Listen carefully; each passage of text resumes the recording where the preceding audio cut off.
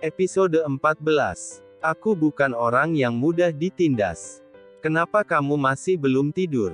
Ini sudah hampir tengah malam. Memangnya besok tidak ada pemotretan? Biru bertanya pada Jingga ketika dia memasuki rumah dan melihat adiknya masih menonton TV. Aku menunggumu. Terima kasih tadi siang telah mengirimkan bala bantuan untukku. Jika tidak, aku tidak punya kesempatan untuk melarikan diri dari mereka berdua. Ji berkata tanpa menatap mata Bi. Dia hanya sesekali saja menoleh pada Bi yang sekarang sedang duduk di sebelahnya. Sudah kukatakan sebelumnya, kalau si Sela, manajer tidak berguna itu tidak perlu dipertahankan di sisimu. Akan sangat berbahaya jika kamu bekerja dengan orang seperti dia. Bi berkata acuh tak acuh namun jelas ada perhatian di dalamnya. Aku mengerti. Aku akan mengurusnya. Sekarang aku sudah memiliki kartu asnya. Kamu tidak perlu khawatir. Aku bukan orang yang mudah ditindas. Bagaimana dengan Pak Malik itu? Apa kamu sudah mendapatkan informasi tentang dia?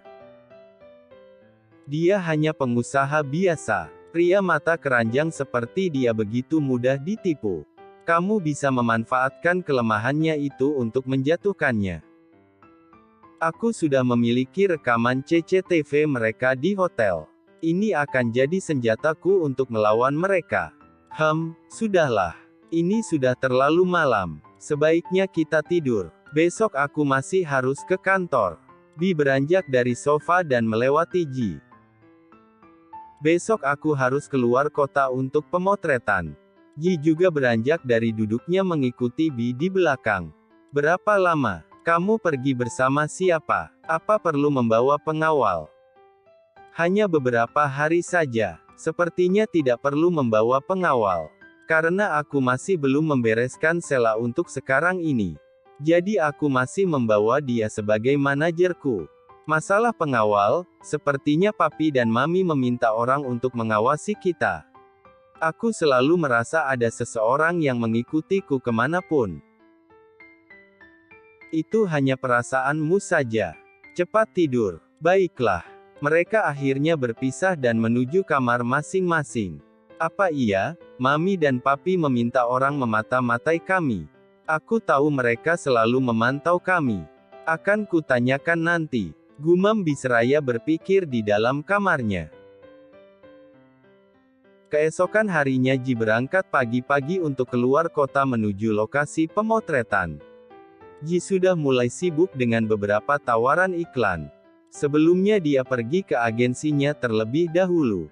Di sana sudah ada Sela yang menunggunya di ruangannya dengan wajah dipenuhi amarah. Ji, akhirnya kamu datang juga. Kamu harus menjelaskan apa yang terjadi padaku kemarin. Sela langsung bertanya dengan nada sinis kepada Ji. Apa yang harus aku jelaskan? Kamu minum dan mabuk. Aku meninggalkanmu di hotel setelah dokter mengatakan kamu butuh istirahat. Ji menjawab dengan begitu tenangnya. Kenapa? Apa ada sesuatu yang terjadi? Sambungnya lagi sambil duduk di kursi dan melipat kedua tangannya di dada. Kamu jangan pura-pura Ji. Aku tidak minum alkohol kemarin. Bagaimana bisa aku mabuk? Pertanyaan bagus. Bagaimana bisa mabuk kalau hanya minum lemon tea? Lantas itu obat untuk siapa? Kamu berusaha menjebakku? Iya. Perkataan Ji mulai terdengar sinis, tatapan matanya berubah menjadi tajam. Siapa yang mencoba menjebakmu? Jangan memfitnah orang sembarangan Ji. Bisa saja Pak Malik yang berusaha menjebakmu. Sela berkata dengan wajah yang mulai panik. Sela, kamu kira kamu ini siapa? Kamu ingin aku melakukan apa padamu? Kurasa aku sudah cukup baik mempekerjakan kamu di sampingku. Kalau kamu tidak ingin bekerja denganku, kamu bisa berhenti kapan saja. Aku akan dengan mudah mencari manajer penggantimu di sampingku. Ji berkata dengan tenang namun penuh ketegasan. Ji, aku tidak melakukan apa-apa padamu. Aku tidak pernah berusaha menjebakmu. Sela berkata dengan serius. Jika aku kehilangan pekerjaan sebagai manajer sekarang, maka aku tidak dapat membalas atas kesialanku kemarin. Jadi aku akan bertahan untuk bisa membalasmu Ji. Lihat saja nanti, sambungnya dalam hati. Baiklah, aku percaya padamu, kamu tidak akan bertindak terlalu bodoh untuk mencelakaiku, kan? Ji berkata dengan tegas menekankan pada kata bodoh dalam perkataannya. Aku ingin melihat trik apa lagi yang akan kamu gunakan padaku. Sambung Ji dalam hati. Sudahlah, kita harus bersiap untuk berangkat ke luar kota. Ji mengakhiri percakapannya dengan Sela. Biru sudah tiba di kantor, dari wajahnya terlihat dia dalam suasana hati yang baik.